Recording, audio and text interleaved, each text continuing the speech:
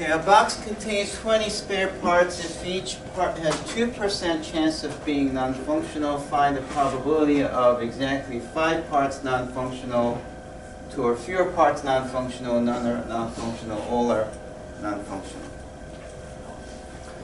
Actually, C and D are easier, so let's do these first, and then we'll do the other ones. Okay.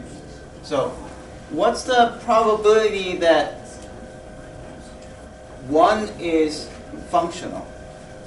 If you picked one part, what's the probability of one part being functional?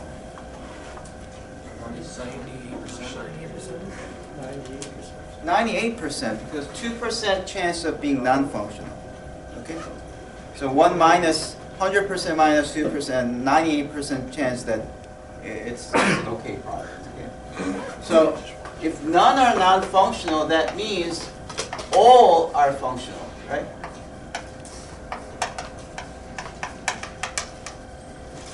And that would mean that 0.9 has to be applied for every one of these parts, right?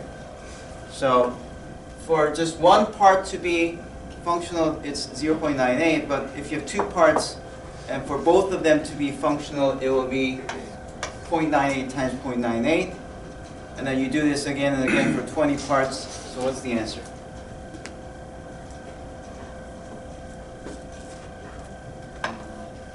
You multiply this 20 times, right? 0.668. Point what? 0.668. 668. 76. 77? Okay, I'll just put rounded. Okay, so that will be the answer to C. How about this one? All are non-functional. So for one to be non-functional, it's 0.02. What's the probability that every one of these are non-functional? 0.02 to 20th power. Right? That's what you're going to get. And actually, I don't know. It's like 2048. No, that's not right. 20th power. I don't know that. You get 1.048 to like 1.048. To the negative 34th power. Yeah, times 10 to the negative 34th. Okay.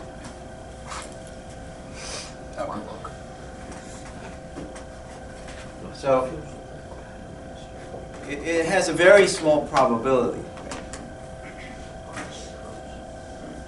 That's when you start questioning the manufacturer's claim, right? The manufacturer that sold this product is like only 2% of our products are defective. You check that out, and every one of them are defective. Then you look at this probability there.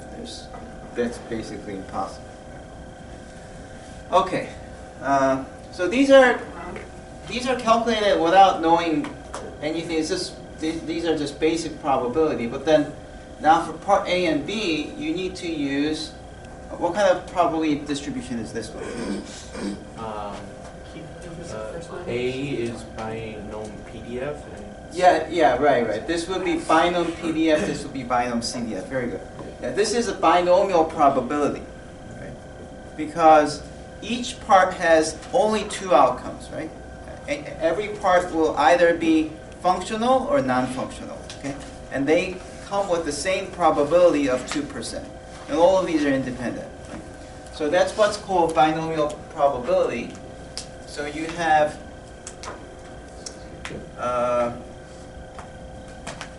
binomial probability of 20 as n and 0.02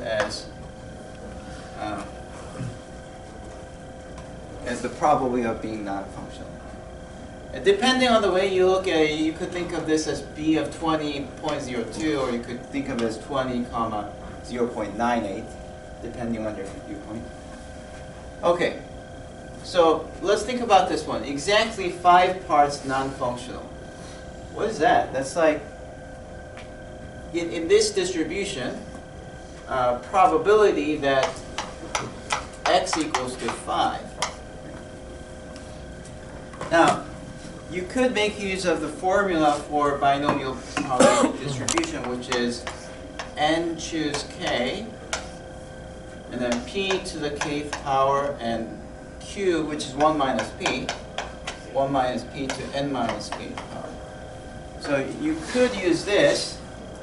Your calculator definitely has, okay, so first of all, k is 5 because this is 5, so we put 5 here. And n would be 20. We'll put 20 here. And then we can put, this would be 0.02 and this would be 0.98. So that's definitely doable. But for us, it's easier just to use the binom CDF. Okay? So let's use binom PDF.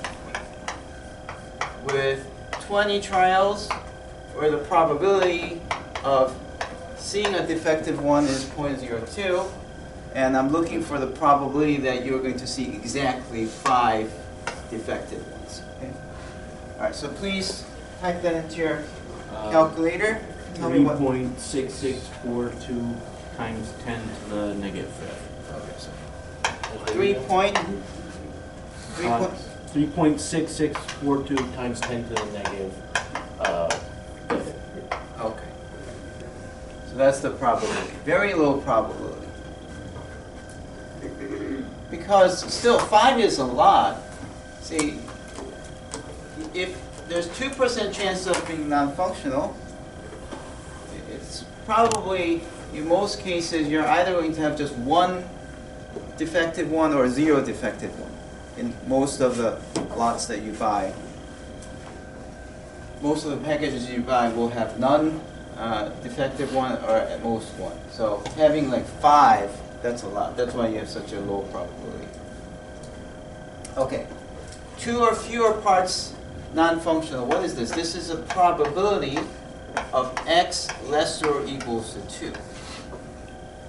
Now, that's when you invoke the CDF, right? Because CD, cumulative distribution function, is you not only just take the probability of x being equal to something, but you include everything before. That's cumulative distribution function. So for this one, you're going to use binom CDF with 20, 0.02, and then 2.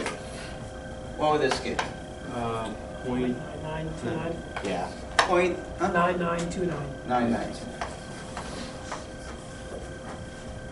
So that means if you purchased 10,000 of these packages, then 9,929 of them will have 2 or less defective ones.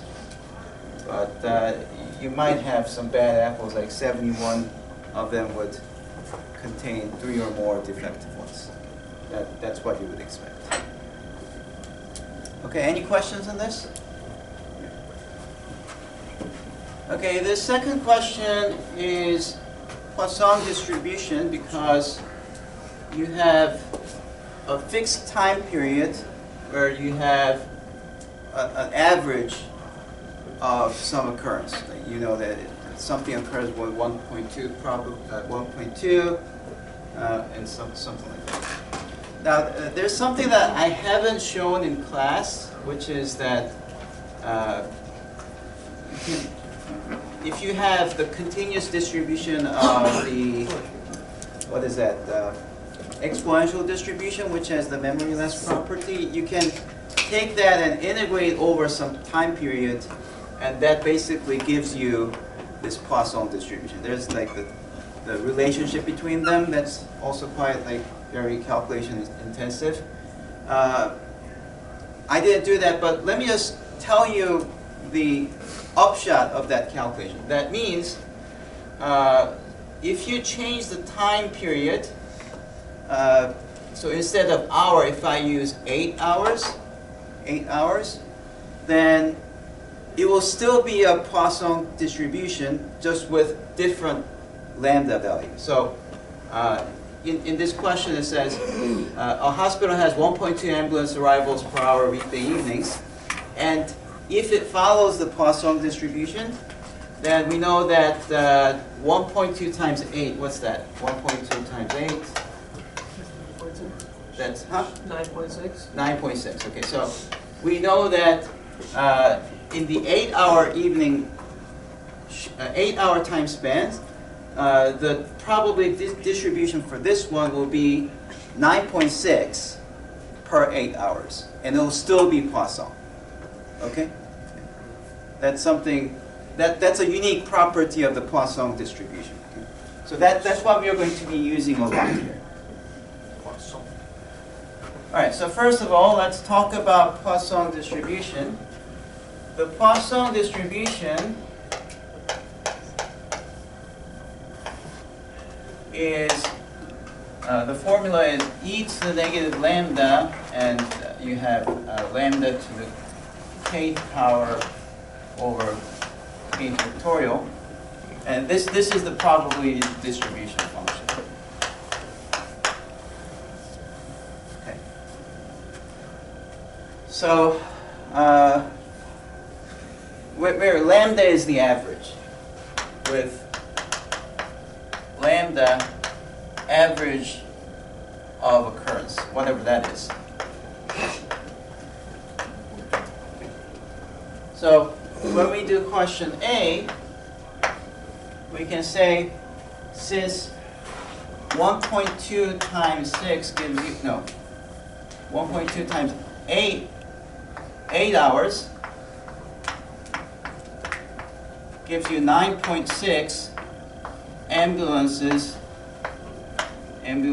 arrivals per 8 hours.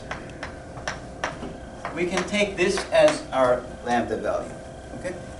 So this is going to be our lambda value, and with this lambda value, I'm going to calculate P of x equals to 6. So we just plug those values, 6 into k, lambda is 9.6. So this will be 9.6 to the 6th power e to the negative 9.6 power over 6 factorial. So that's one way to do it. Or you can also use the Poisson PDF. I forgot the order of the things that you put in. Can you help me? Lambda and then K. What? Lambda and then K. Lambda and then k? Okay.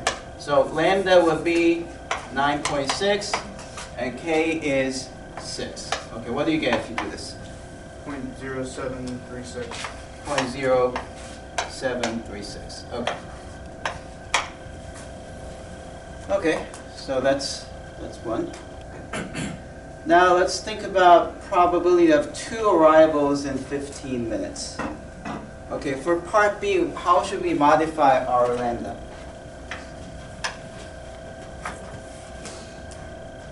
$15 minutes is, what's like, how many 15 minutes go into 1 hour? 4. So lambda would be 0.3, right? So lambda now would be, you're taking 1 hour and dividing it into 4 in order to get 15 minutes. So you have to take 1.2, your lambda value for 1 hour, and you divide it by 4, which gives you 0.3. And with that lambda, now we are asking for 2 arrivals. Probability of 2 arrivals, so x equals to 2, which would be Poisson PDF of 0.3 and then 2. Okay, what do you get if you do that? 0.0333. Again, very small. That's expected because you're expecting like 0.3 ambulances per 15 minutes, and now you have 2 of them. That's a lot, right? Now, unfortunately, I don't have the CDF one, so let me just mention this so that because I might put a CDF1 on the exam. So if it was probability of 2 or less arrivals, then it will be CDF, right?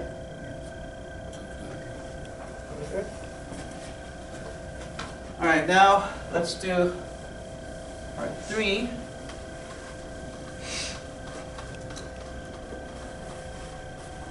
Okay, if your ambulance has just arrived, what is the probability that next one will arrive in 18 minutes? Oh. Okay. So. Oh yeah. That one will be.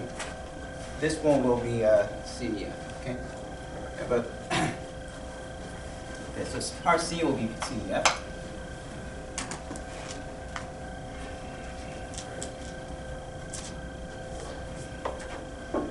So, first of all,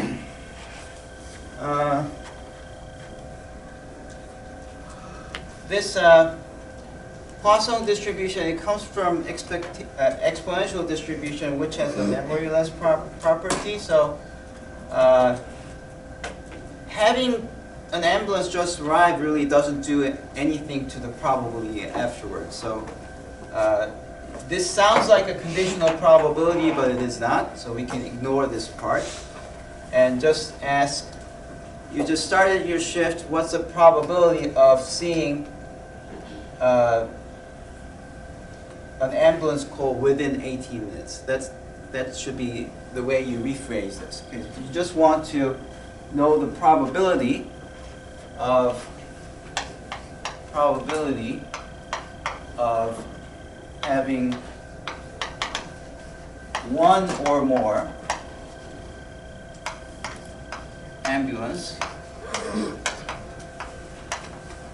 arrival in 18 minutes.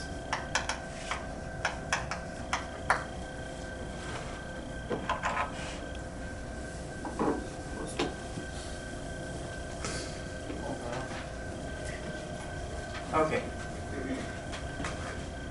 So, let's see. You have 1.2 per 60 minutes. Right? That's how many ambulances you get for 60 minutes. But then you multiply by 18, and that gives you the lambda. So let's see.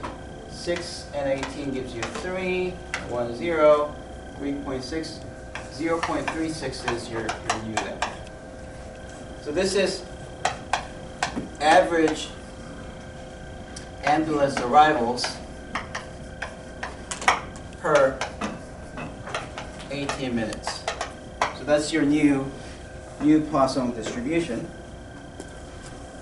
And then here, I want to know the probability that the number of ambulance arrival within the 18 minutes is 1 or greater. Does that make sense?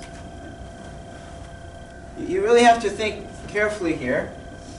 You want to change the way this sentence is written so that it can be turned into this. So the viewpoint here is that what is the probability that the next one will arrive in 18 minutes? But what does the Poisson distribution tell us? It only tells us the probability of having 1 ambulance, 2 ambulance, or 3 ambulance, or so on and so on. Okay? So if there's one that arrived within 18 minutes, that means the number of ambulance arrivals were 1 or more. Because once it arrived, you don't care if it arrived more. Okay, so it's really this probability that you're doing. Okay. Yes? To get that, would you just take 1 minus the probability of no ambulances showing up in 18 minutes? Yes. That's what you would do. Oh, so I thought it was if this was like 2 or more, then it's definitely cumulative, but it's not cumulative. Because x equals to 0 is just this, right? With k being 0, so it's 1 minus 0.36 to the 0th power e to negative 0.36 over 0 factorial. By the way, 0 factorial is defined to be 1, okay? That's the convention that everyone uses.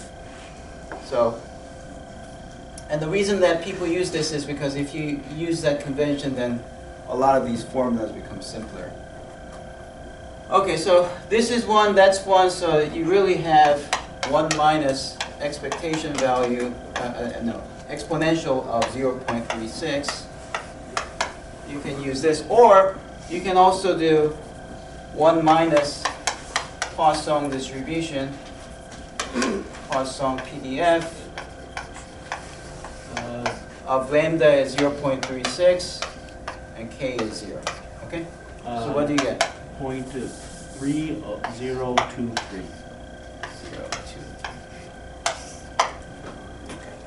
So that's how. Okay.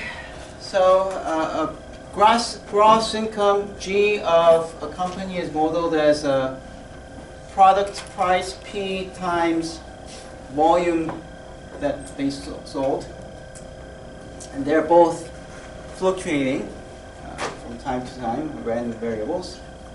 If the mean price is $40 per unit and mean volume is 230,000 units, what is the reasonable estimate of the mean of G? So what this is asking is for E of G, which is E of PV, if E of P is 40 and E of V is 230,000. That's what this is asking, right? What do you think the reasonable estimate is?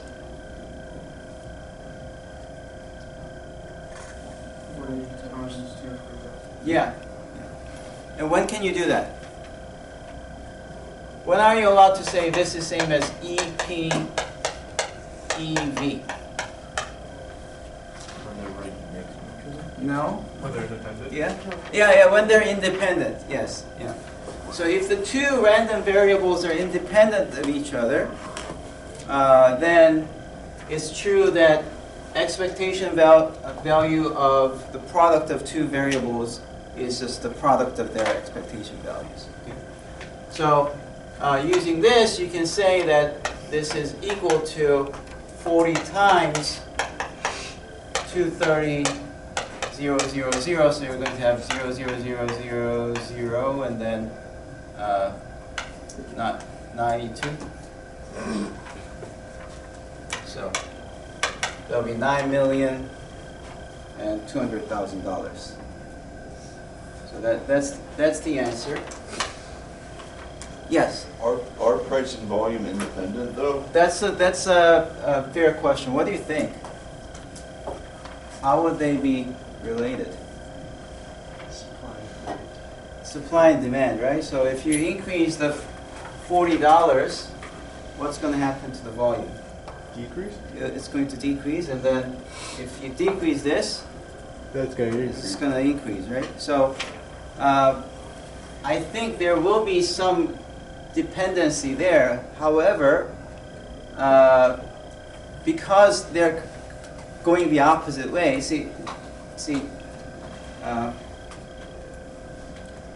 you know, if you have mean value of x squared, if something goes like x squared, the average value gets tilted towards, so let's see, if something goes like a straight line, then the average is right in between, right? But then if something goes like this, then you need 3. Okay, so 3x squared is a PDF from 0 to 1. And if you multiply by x and integrate from 0 to 1, which is the way you find the expectation value, you multiply x by the PDF to calculate, right? And then if you do that, you get 3/4 as the value of this integral. So because you have more stuff on the right side, your average tilts further higher. Right? So there is actually some danger if the two things are increasing together. If you have x and y, that both increase. If one goes up and if the other goes up, then they both increase, and then your expectation value will be tilted to a higher value. But then here they're going the opposite, so that they still would maintain something close to this. So I mean, there's not much we can do here than just say, oh, they should be. We can assume that those two things are somewhat independent and write this as the answer.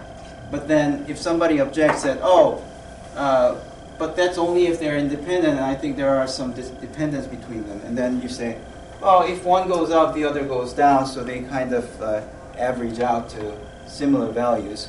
So this average will be quite somewhat maintained.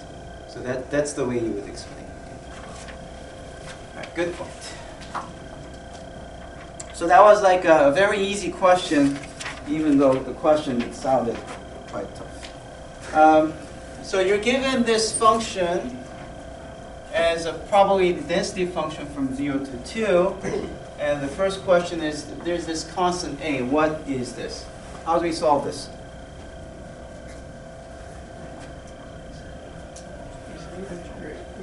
You integrate from 0 to 2. And what should this give you? This must equal to 1. Okay, that's the requirement. PDF, if you integrate over the given domain, it has to give you 1. Okay, so that means you have, you can pull the A out,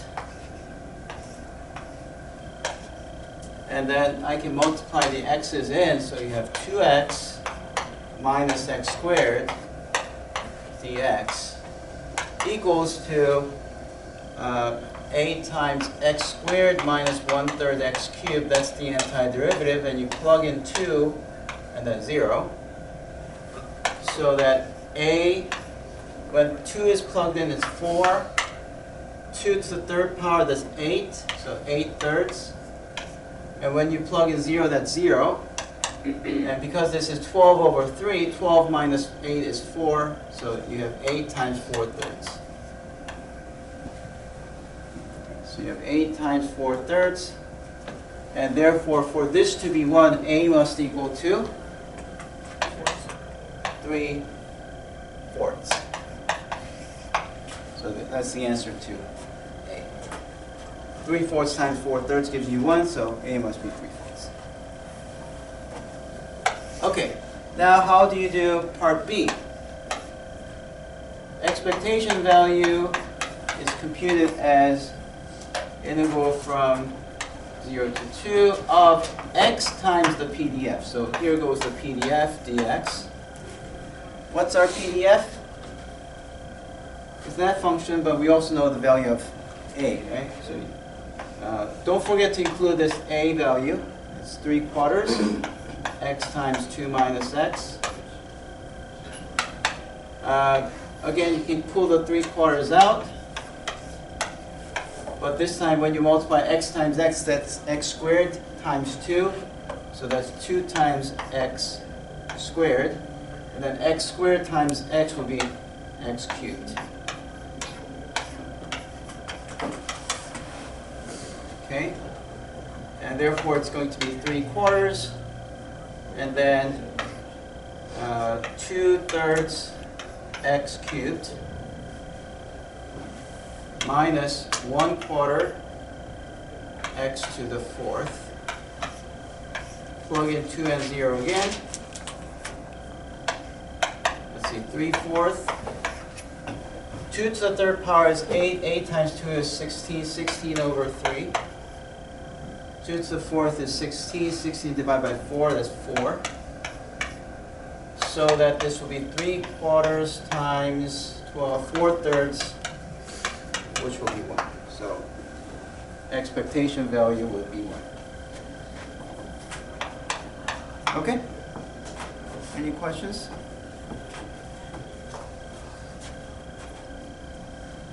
There's actually a quicker way to do part B. You know what the function looks like? It's a parabola, right? What are its x-intercepts? 0 and 2, right?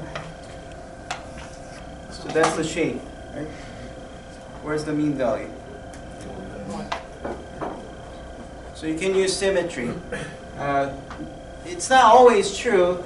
So for example, in your quiz example, it wasn't true that it was in the middle because the given PDF was not symmetric. But in some cases, it's symmetric with respect to some point. The left and right side folds nicely, so this must be the mean value. All right, but that was a good exercise because we want to know that our calculations are good.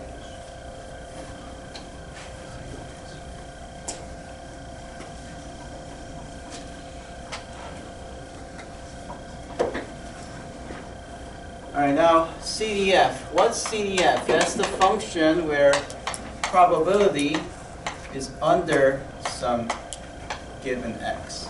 Okay. No, sorry. X is. That's the probability where x is less or equal to some given x. So that's going to be taking, and because in our case, the probability distribution functions are from 0 to 2. It's really about probability of the x belonging to 0 to x. So that's what you have to compute. And then you just have to compute your probability density function to find the probability, right? So in general, we know the following. If we have probability of, say, some number C and D, how do we find the probability? We just integrate the PDF function, right? C and D, and then you multiply AX, well, 3/4 x, 2 minus x, dx. That's how you calculate the probability, assuming that C and D both belong to 0 to 2. That's what PDF does. PDF gives you the probability by doing this integral calculation. However, there's something that we should be careful a little bit because I'm already using this x, right? So notice that after integration, these x's disappear. So it doesn't matter if I use x or if I use something else. I can use u or t. I like t better, so I can just rewrite this as t. I'm just going to replace all the x's by t. And this value is still the same integral. The value of the integral doesn't change whether you use x or t. So that's what I'm going to put over here. So I'm going to put 3/4 t, 2 minus t, dt. Integrate from 0 to x. And that is going to be my cumulative distribution function, right? All good? All right, so let's now do the calculation explicitly. 3, 4 can be pulled out, and I'm going to multiply these out, so it's 2t minus t squared dt, and then integrating 2t gives you t squared, integrating t squared gives you 1/3 t cubed. And now you plug in x and 0. When you plug in x, you get 3/4 x squared minus 3 cancels, so it's 1/4 x cubed. So what I did was I plugged in these numbers and I multiplied 3/4 inside. 3/4 times 1/3, 3 cancels, and you get 1/4. So that's the value. So CDF is capital F of x equals to 3/4 of x squared minus 1/4 of x cubed.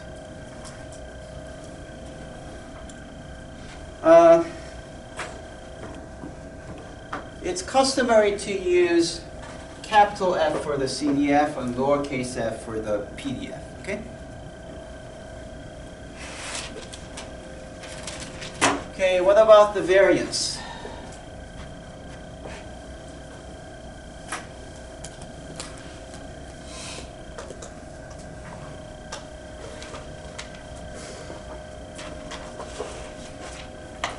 Variance, we always use this formula first. This is our shortcut. You could instead use the original definition, which is E of x minus mu squared. And since in our case the average is 1, that will be same as E of x minus 1 squared. But then that would require you to calculate the integral from 0 to 2 of x minus 1 squared times 3/4 x2 minus x dx. And this is definitely harder to expand than just doing this one. Because what is E of x squared? This is from 0 to 2 of x squared times 3/4 x2 minus x dx, right?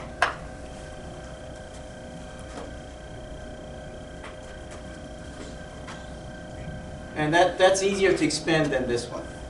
That's why we don't use the original definition, but rather use this modified form. So I'm going to erase this one, go back to this one, pull the 3/4 out, and then x squared times x is x cubed.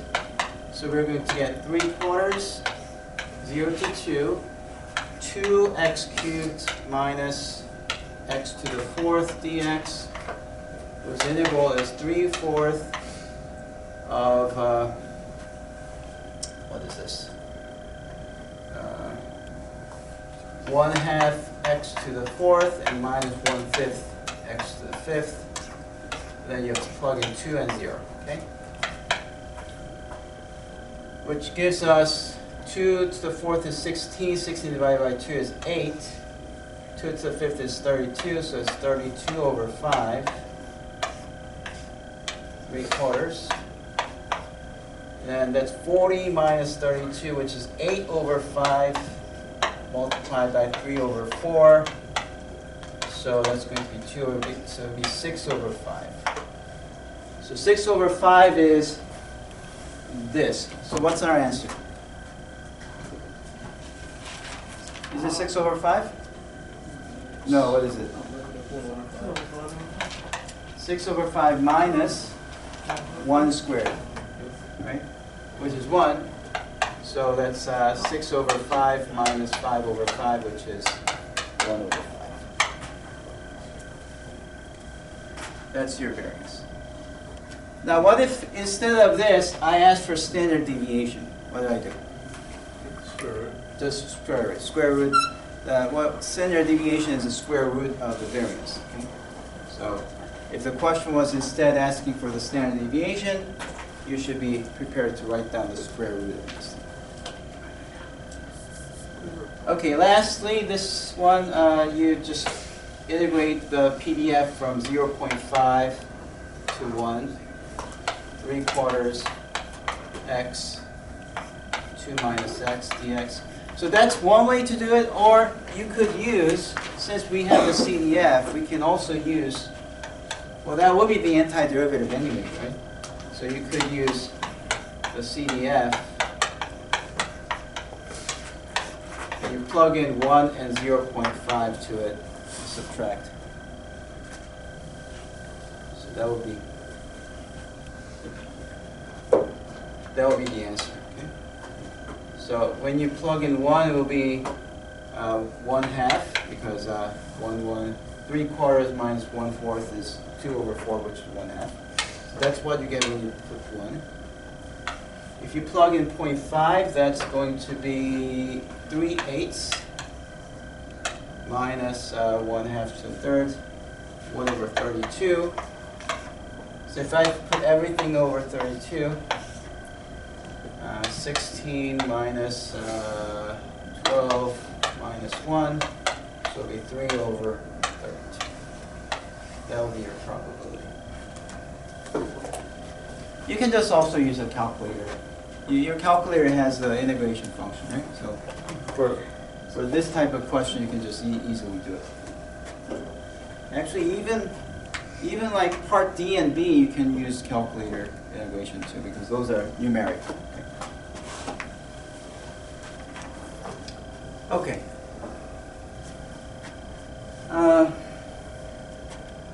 So for this question number 6, I will require everyone to compute the z-score at least. Okay. So you can use your calculator to just work around some other things, but you at least have to calculate the z-score. Okay.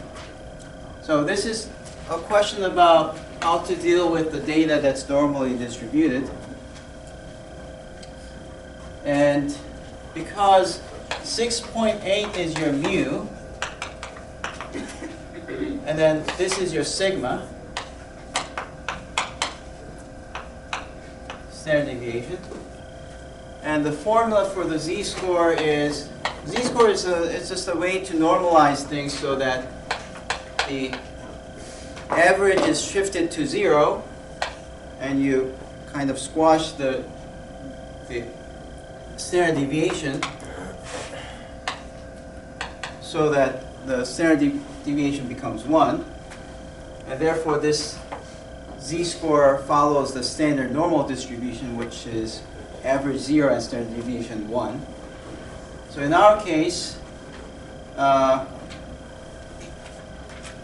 z-score of 5 will be 5 minus 6.8 over 1.8, which is negative 1.8 over 1.8, which is negative 1, right? So that's the z-score. And because you're talking about, here's the entire population that's like a bell curve, and there's some place where it's 5 years, and you're looking at this shaded area before 5 years, right? How many people die within 5 years? So that corresponds to norm CDF, okay, with average 0, okay? No, 0, 1 comes later. Your interval is from negative infinity until we got the z-score as negative 1, so negative infinity to negative 1. Oh, by the way, you can't have negative infinity in the calculator, so it's usually written as negative 1 E99. That's how it's, so leave it at that. That gives you negative infinity. If for some reason you deleted it, then just put some really small, really big negative numbers. Say 1,000 is fine. Okay? It doesn't, because the bell curve goes down so quickly, whether you put 100 or 1,000, it doesn't matter. So just put negative 1,000 as the negative infinity for the purpose of calculation. Okay? And then we're going to do 0 and 1 because your z-score follows the standard normal distribution. Okay? What do you get if you did this? 0.1587. So the answer is 15.87% of the population would die within 5 years. Okay. Okay. How many would die between 7 to 9 years? You again do the z-score. Z-score would be 7 minus 6.8 divided by 1.8. I don't know what this one is. Can somebody tell me? Negative 1.11 something? No, 0.11? Is that right? What is it? It's positive, though, right? Oh, that's positive, right? Positive 0.111? Yeah. Okay. So let's put something like that. And then the other one would be z equals 9 minus 6.8 over 1.8, which is 2.2 over 1.8, which is 1 point what? 2 repeating. 2 repeating? Yeah. Okay. Okay. So you have that. And therefore, now what we are doing is we're looking for 0.111 here and 1.222, and this shaded area in between. Okay. So how would you do that? Again, do norm CDF.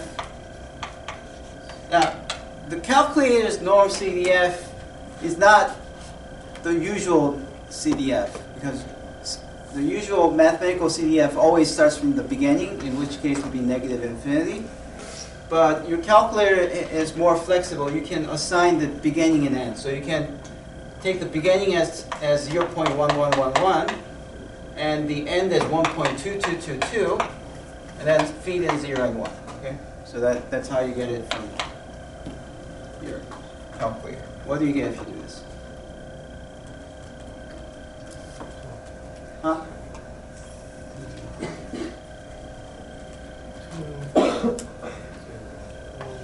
Zero point 3449. 3449. Someone please check me on that. You're good.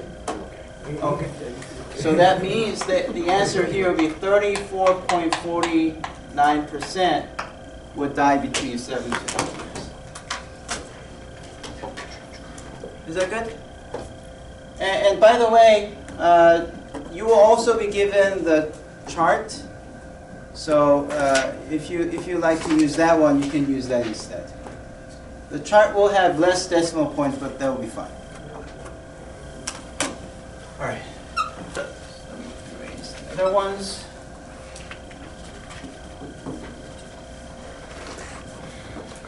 What's the 70% percentile?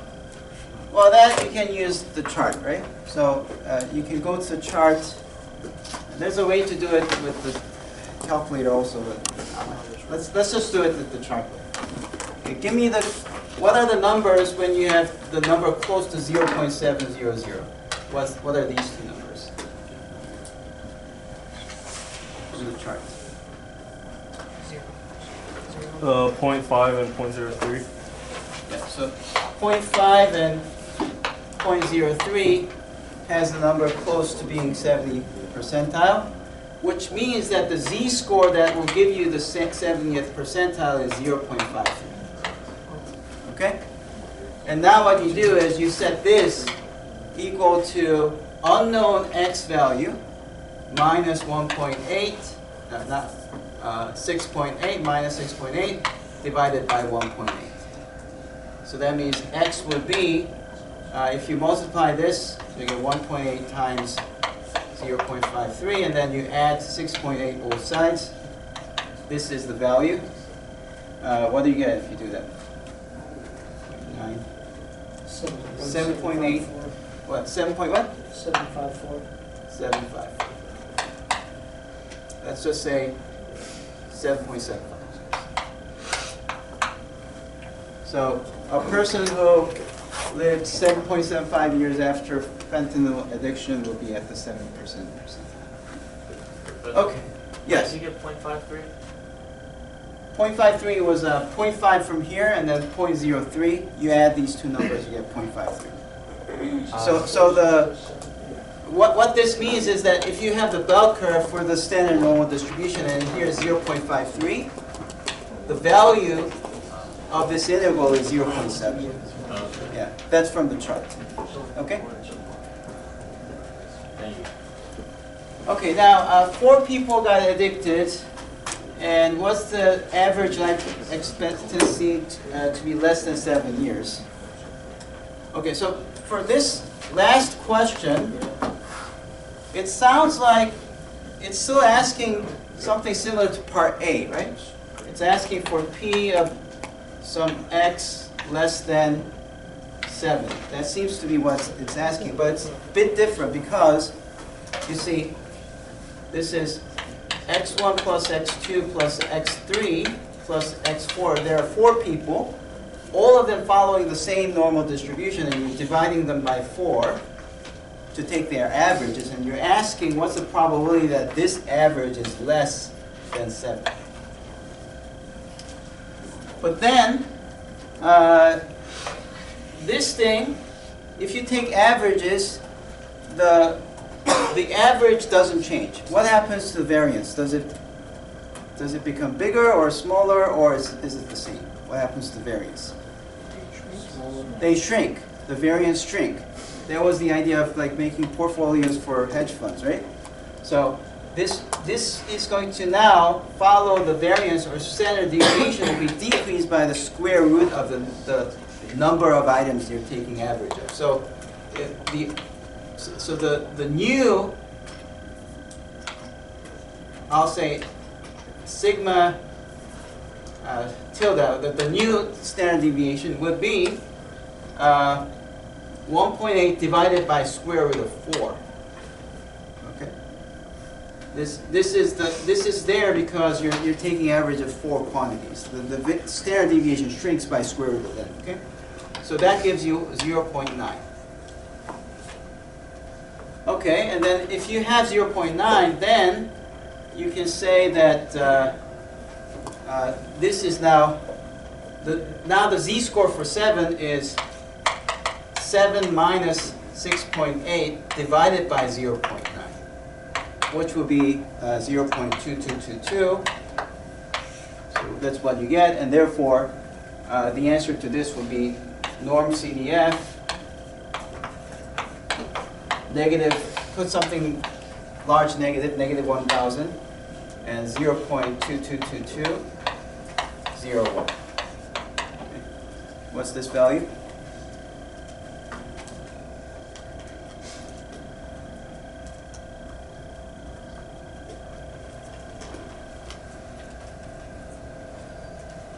Uh, 0.5879.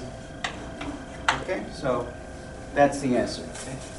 Probably is 0.5679. Okay, this last question is about Chebyshev inequality, which I didn't do in class, but I sent you the video that was like one of the homework. So I'm going to assume that you know that. It's not that hard. I can just explain it to you in 2 minutes. So what is Chebyshev?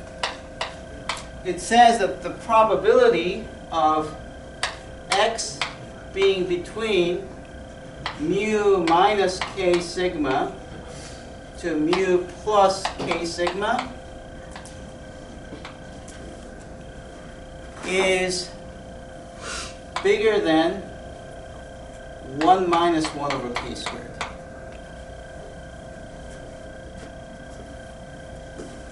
Or at least. Usually, they invert this and say the probability that x minus mu is bigger than k sigma. So this is when x is further away than k sigma. That's less than 1 over k squared. That's the way that Chebyshev is usually written.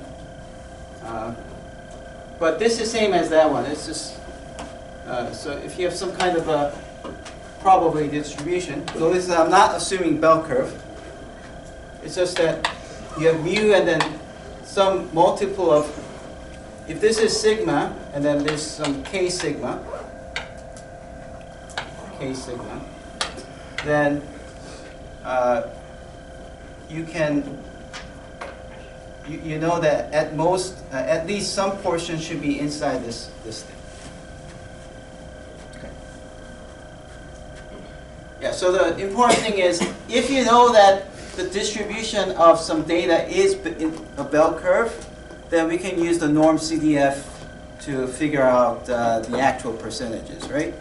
But what if we don't know the shape of the probability distribution? Can we say anything? And at first you would think, well, if we don't know the probability distribution, how are you going to calculate anything?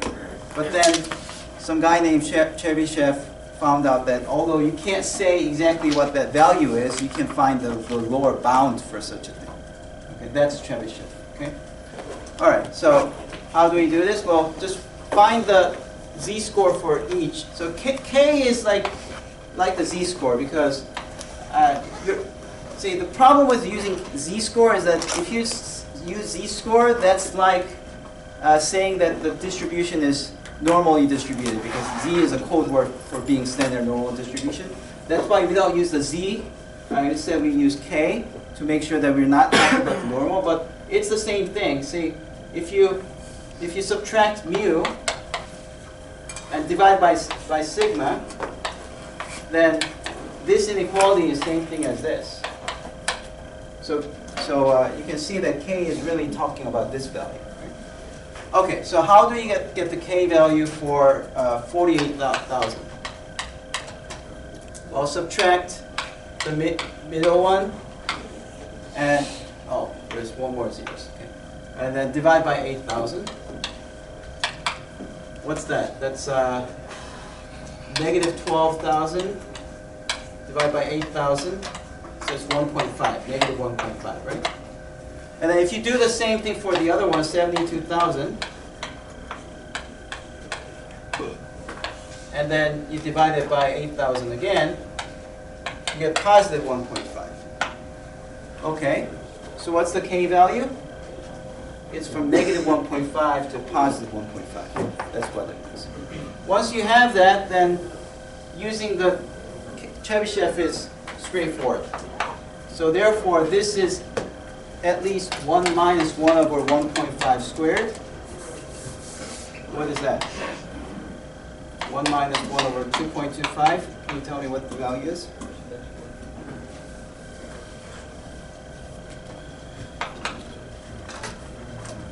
Your point. 5.55555. Okay, 5. So that's it. Yeah, I'll put something else. So this is at least this. That's the answer.